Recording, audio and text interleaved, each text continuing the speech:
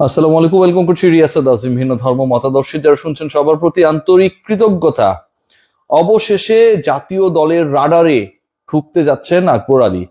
বিভিন্ন সময় এই ক্রিকেটারকে নিয়ে বিচ্ছিন্নভাবে আলোচনা তৈরি হলেও শেষ পর্যন্ত দল নির্বাচনের ক্ষেত্রে আকবরের সমসাময়িক যে ক্রিকেটাররা রয়েছেন, সেটা শরীফুল হতে পারেন, তাওহিদ হৃদয় হতে পারেন, তানজিম সাকিব হতে পারেন, কিংবা আমাদের ছোট তামিম হতে পারেন পারভেজ হোসেন ইমন।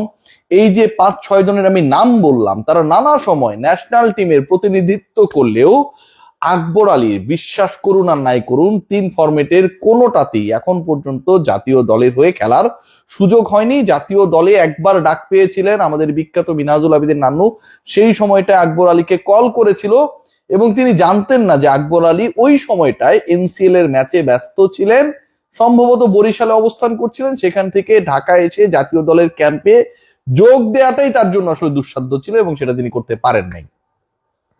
আকবর আলীকে নিয়ে এই আলোচনা হবার কারণ, অথবা আকবর আলীকে নিয়ে নীতিগত সিদ্ধান্তের জায়গাটায় বাংলাদেশ ক্রিকেট বোর্ড একটা ব্যাপারে পৌঁছানোর প্রধান কারণ, যেটা আমি সৌম্য সরকার প্রসঙ্গে আসছি, একটু অপেক্ষা করুন, সালাউদ্দিনকে নিয়েও আপডেট রয়েছে।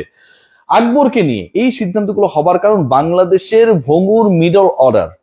আপনারা যদি বাংলাদেশের সেই যুবাদের কীর্তিটা একটু খেয়াল করে দেখেন, বাংলাদেশের আইসিসি লেভেলে একমাত্র চ্যাম্পিয়নশিপ যেটা, সেটা অনূর্ধ্ব 19-এর বিশ্বকাপ জয়। সেই ম্যাচটায় আকবর যে ইনিংসটা খেলেছিলেন, 30+ ইনিংসটা, অপরাজিত থেকে বাংলাদেশকে যেভাবে জিতিয়েছিলেন, যেভাবে ড্যামেজ কন্ট্রোল করেছিলেন একলা ব্যাট হাতে, সেই আকবর আলীর ভূমিকায় জাতীয় দলে কাউকে প্রয়োজন, এবং সেই কেউ হতে পারেন নাই।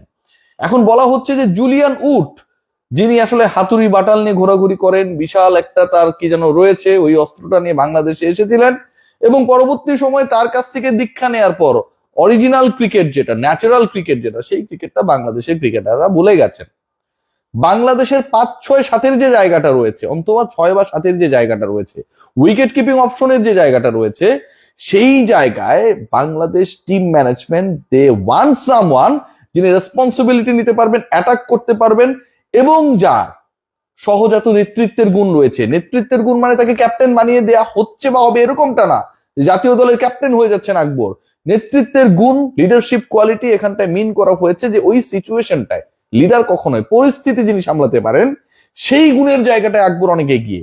সবশেষ এনসিএল টি20-তে তিনি তার স্বাক্ষর রেখেছেন এবং বাংলাদেশের, এটা যদিও আসলে একটা ভুইপট টাইপের দল, মানে খুব গুরুত্বপূর্ণ দল না, হংকং একটা দল পাঠানো হয়েছে, সেখানটায় কিন্তু আকবরকে নেতৃত্ব দেওয়া হয়েছে এবং জাতীয় দলের পাইপলাইনে তাকে ইনক্লুশনের ব্যাপারে এটা একটা পদক্ষেপ।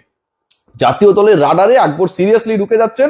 আয়ারল্যান্ডের বিপক্ষে আপনারা সবাই জানেন বাংলাদেশ টেস্ট অ্যান্ড টি20 খেলবে এবং সেখানটায় কোনো একটা ফরম্যাটের দলে আকবরকে দেখা গেলে, অথবা আকবরকে কোনো একটা দলের স্কোয়াডে তার প্রেজেন্স থাকলে অবাক হওয়ার কিছু থাকবে না, এবং এটা নীতিগত সিদ্ধান্ত already done. What about Soumya সরকারকে নিয়ে আসলে জাতীয় দল সিলেকশন অথবা প্রভাবিত করার সাথে যে কয়েকটা মেকানিজম জড়িত, সেই গ্রুপগুলোর সাথে আমি কথা বলেছি আজকে সারাদিন। সৌম্যের ব্যাপারে একদম ডিসিশন হ্যাজ বিন গিভেন। সিদ্ধান্তটা হচ্ছে, ওয়ানডেতে যে সৌম্য সরকার লাস্ট ম্যাচেও 90+ ইনিংস খেললেন এবং সেঞ্চুরি বঞ্চিত হয়েছেন, এটা তার ব্যাড লাক। বাংলাদেশ অবশেষে 4 সিরিজে টানা পরাজয়ের পরে উইন্ডিজের এগেনস্টে ওয়ানডে সিরিজটা জিততে পেরেছিল সৌম্য সরকারের ওই নকের কারণে। সেই ক্রিকেটারকে একই দলের বিপক্ষে, একই অলমোস্ট বোলিং অ্যাটাকের বিপক্ষে আপনি টি20তে রাখলেন না। আমার অত্যন্ত প্রিয় শ্রদ্ধা ভাজন গাজী আশরাফ হোসেন লিপু ভাই, লিপু আসসালামু আলাইকুম, তিনি কি ঘোষণা করলেন যে আসলে লিটন কুমার দাসের রিপ্লেসমেন্ট ছিলেন সৌম্য সরকার, লিটন এসেছে, সৌম্য বাইরে হয়ে গেছে। এই যে একটা ছেলে বোলানো গল্প তিনি বললেন, সেই গল্পের শেষটা কিন্তু মধুর হয়নি। বাংলাদেশ 3-0 হোয়াইট ওয়াশ হয়েছে।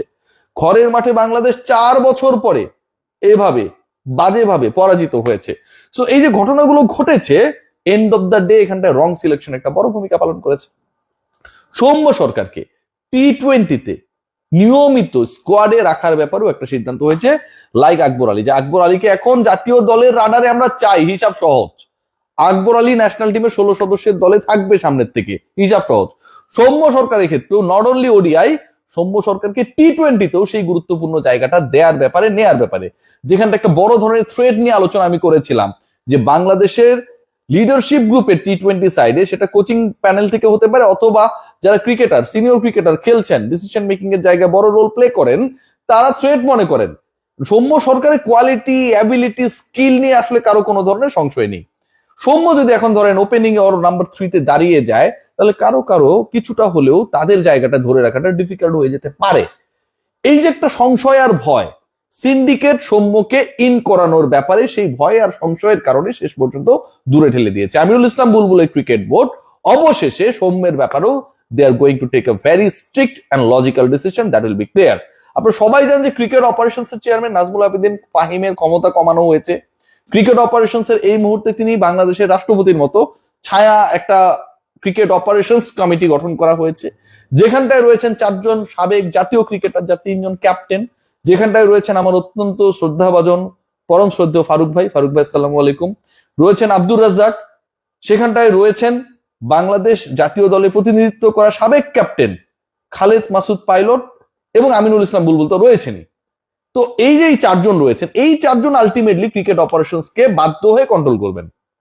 লাগাম না টানলে, নাক না গলালে আসলে ক্রিকেট অপারেশন যেভাবে গোলে মেল্টেড হয়ে পদ্মা থেকে বুড়িগঙ্গায় তারপরে হচ্ছে বঙ্গোপসাগরে মিশে গেছে, এটা ভাই মেনে নেওয়া যায় না। বাংলাদেশ দলের ব্যর্থতার প্রধান কারণ ক্রিকেট অপারেশনসে আপনি যোগ্যতম মানুষকে বসাতে পারেন নাই। মানেন আর না মানেন, এটাই সত্য, এটাকে মেনে নিতে হবে। একজন কোচ তার মতো করে সিন্ডিকেটবাজি, কোরামবাজি করবে, আর বাংলাদেশ ক্রিকেট বোর্ডের ইলেক্টেড ডাইরেক্টর যারা তার বস, এমপ্লয়ার, তারা চেয়ে চেয়ে দেখবে। এটা হইতে পারে ভাই, এই ঘটনাই হয়েছে। তো এই যে এই ঘটনাটা ঘটছে, এই ঘটনাটা যেভাবে ঘটেছে সেটাকে অফ করার ব্যাপারে মোটামুটি ডিসিশন হয়ে গেছে, এবং ওই কোরামবাজির কারণে যে সৌম্য সরকাররা বাদ পড়ে যান সেটাও বন্ধ হচ্ছে। What about Salauddin? Salauddin update আমি প্রমিস করেছিলাম আপনাদেরকে দিব। সালাউদ্দিনের জায়গায় মানে সিনিয়র অ্যাসিস্ট্যান্ট কোচের যে পোস্টটা, সেটা ডেভিড হ্যামকে দেওয়ার একটা পরিকল্পনা বাংলাদেশ ক্রিকেট বোর্ড অলরেডি করে ফেলেছে। সিরিয়াসলি এই আলোচনাটা খুবই স্ট্রিক্ট। ক্রিকেট বোর্ডের মোটামুটি মানে ক্লাব ক্যাটাগরির অলমোস্ট অল ডিরেক্টরস, জেলা বিভাগের যে প্রফেশনাল ডিরেক্টর যারা রয়েছেন, তারা সবাই এই মোহাম্মদ সালাউদ্দিনের উপরে বিরক্ত। তার অ্যাটিটিউড, তার টেকনিক, তার যে স্যালারি তিনি ড্র করেন এবং এটার এগেনস্টে যে পারফরমেন্স বাংলাদেশ দল করছে, সবকিছু মিলে মোহাম্মদ সালাউদ্দিন যে আলটিমেটলি গুড ফর নাথিং, এটা তারা বুঝে গেছেন। এবং আগামীকাল ক্রিকেট বোর্ডের আপনারা জানেন মহা গুরুত্বপূর্ণ সভা রয়েছে, যেখানটা বিপিএল এর টিম সম্পর্কে আমরা একটা আপডেট পাবো। সেই সভা শেষে মোহাম্মদ সালাউদ্দিনের ভাগ্য কোন দিকে যাচ্ছে সেই ব্যাপারেও আমরা একটা ক্লিয়ার ইন্ডিকেশন পেতে পারি। সাউথ আফ্রিকা এবং অস্ট্রেলিয়া, এই দুই দেশের নাগরিকত্বর অধিকারী 2 জন স্কিল কোচের, রিনাউন্ড কোচের সাথে ডিসকাশন চলছে বাংলাদেশ ক্রিকেট বোর্ডে right now.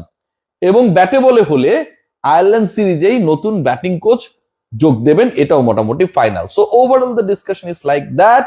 Akbar Ali, finally Akbar Ali is getting preference from Bangladesh cricket board, এবং Akbar Ali is going to be the part of the national side very soon. এ ব্যাপারে নীতিগত সিদ্ধান্ত হয়েছে। সৌম্য সরকারের এগেনস্টে যে কোরামবাজি, গুটিবাজি, বিভিন্ন কারসাজি চলেছে, সেটা অফ হচ্ছে সৌম্য সরকারকে টি-20 দলে নিয়মিত করানোর ব্যাপারে, এবং পরের বিশ্বকাপেই সৌম্য সরকার যেন আসলে তার এক্সপিরিয়েন্সকে কাজে লাগিয়ে বাংলাদেশকে ভালো কিছু দিতে পারেন, সেই ব্যাপারে একটা সিদ্ধান্ত হয়েছে। And the third point, Mohammad সালাউদ্দিনের ব্যাপারেও সিদ্ধান্ত ডান। ডেভিড হ্যামকে প্রমোট করা হবে, সালাউদ্দিনকে সরানো হবে।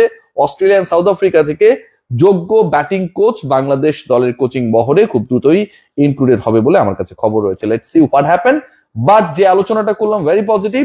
এই ধরনের ডিসকাশনস থেকে যে আউটকামটা আমরা আসলে খোঁজার চেষ্টা করি, বুলবুলের বোর্ড যদি সেটা গ্রহণ করে, তাহলে আমার কাছে মনে হয় যে অনেক ধরনের বিতর্ক থেকে রানিং ক্রিকেট বোর্ড মুক্ত হতে পারবে। সবাই ভালো থাকবেন, টেক গ্রেট কেয়ার।